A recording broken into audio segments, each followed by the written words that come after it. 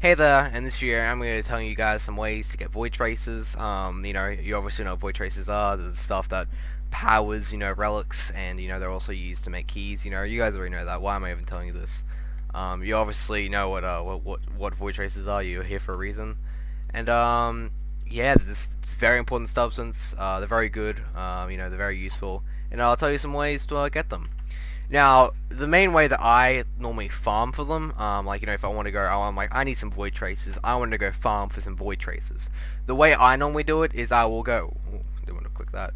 I would go to the void fishes and look for the missions, specifically defense missions, because they're the missions where you can consistently play just a consistent mission. Open like 4 different relics in one mission. That's usually what I do. 4 relics. And you can just get 4 relics open up and get like a lot of just like around, usually if you open up 4 you can get like around 60 to 100 void traces. If you're like on average, if you're really unlucky, you're gonna get barely anything. If you're really lucky, you're gonna get like a massive amount of numbers. Like one time I was doing an Axie mission, I opened it up and I got like 100 void traces in one. I don't know, I think it was like 100. It was like 80 to 100, I don't know the exact number, but it was a lot. And that can happen. It's very rare, though, from what I've seen. It's only happened to me once, and I farm like relics all the time, so it's not really that much of a common thing. So I wouldn't put your hopes up for that. I wouldn't rely on getting that. But yeah, one thing to keep note as well is if you want to quickly know what mission or what relics this mission will be using, is by looking onto the side here with these little icons. Specifically, reason being, like the little rocks inside of them. Or you can also do the arrows, is because saying if it's like a little, like a crushed up, really basic stone rock, that means it's for lith relics. If it's like this weird little how do we describe this, but like a little more complicated rock, I'm guessing that would be for meso relics. This one's for near relics, and this one is for what do you call it, axie relics. So that's just a little quick way to tell what missions have which one, like what relics the missions are going to be doing. Yeah, just quickly let you know. You can also click on it and actually see what relics it's giving, right here. Yeah, it's a quick little tip. Just go and see what relics it's giving you. But back to what your best way to get void traces. You're gonna be looking for the you want to be doing the high missions, high defense missions around here. Where are they? Yeah, high defense missions around here, mainly near relics, because they're the highest ones where you can get them quite regularly and commonly, and you can actually do a mission that farms them pretty easily over in Sedna.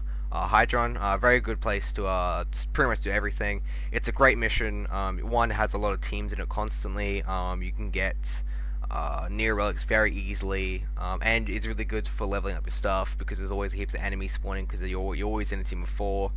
And if you're not in a team of 4, just wait for a bit, don't start the mission up, and you'll get a team of 4 really quickly. The only downside is that Sedna doesn't really have that many good materials, so you won't be really farming for any materials because none of these, all of these are really common. By the time you get the Sedna, you're already gonna have like it's a bucket ton of these, so there's no real point in farming for materials here. Hydron's really good, recommend doing it. I play it all the time. It's a really good mission, and yeah, you can easily stockpile up heaps and heaps of near relics. So that's why I'm saying it's the best mission to do, because from what I've seen, the more the higher the relics you're opening, the more like the higher likelihood of you actually getting a lot of void traces is. Because like most of the time when I open a near relic, I usually get 20 to 30 on average, maybe a little more. Maybe 40 if I'm like lucky, and then like 60 if I'm really lucky, and 100 if I'm extremely lucky. I don't know if I can get 100. Oh, I've only got it on Axie relics, or 80. I don't know the exact number. Why did I click that? Okay, let's go back to this. And yeah, so it's just good to do high missions. You can also, as I said, very good to they're very easy to get. If Axie relics are very easy to get, I'll recommend doing that as well. Because but sadly they're not easy to get. They're very hard, they're very annoying, so I wouldn't recommend doing Axie relics to get void fishes. Near relics, best way to get void fishes. Also, a quick thing to recommend as well when farming for void traces is to always use the relics that obviously always use the relics you don't really want, because why would you want to? Why would you use the relics that you do have stuff that you do want? But always use those ones. But keep it like saying see as 10. I will open this relic 6 times until I get the 4, and then I'll keep those just in case I want to get the items here later. Like I kind of want Banshee Prime, but you know I don't really want it now. I don't really want to farm for her. So I'm just going to keep some there so that when I do want to eventually farm for Banshee Prime, I have relics to actually get. And you know, if you get the 4 and then do some Hydra missions and you know get them up to that point where you do have quite a lot, and then like you know just do a continuous cycle of using up relics until you get the 4, and then doing Hydra mission, getting them back filled up again, and then go just do that kind of continuous cycle to get a lot of void traces. And yeah, that's you know pretty much it for that thing. Yeah, there's nothing else to talk about. Actually, think about there is one other way, main way that I normally get it, is alert missions. Now I don't really have an alert mission that has the example here, but some alert missions is pretty common. Like nearly like 3 out of 5 times I look, there's always like a mission to giving out void traces. But void traces can be given out as a reward for alert missions. It's pretty common. If the mission is extermination, rescue, all these kind of very quick missions, I would recommend doing it, you know, because it's very quick, you know, it's not that much, you don't take that much time.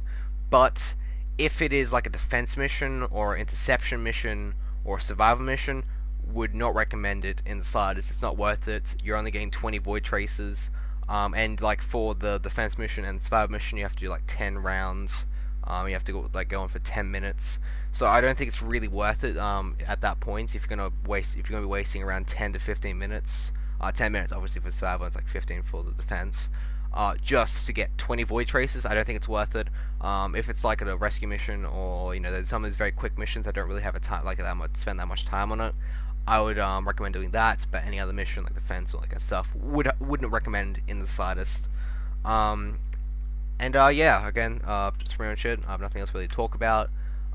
If you liked the video, leave a like. If you disliked the video, leave a dislike. And if you dislike the video, leave in the comments why, because that's the only way I can learn, by getting criticism.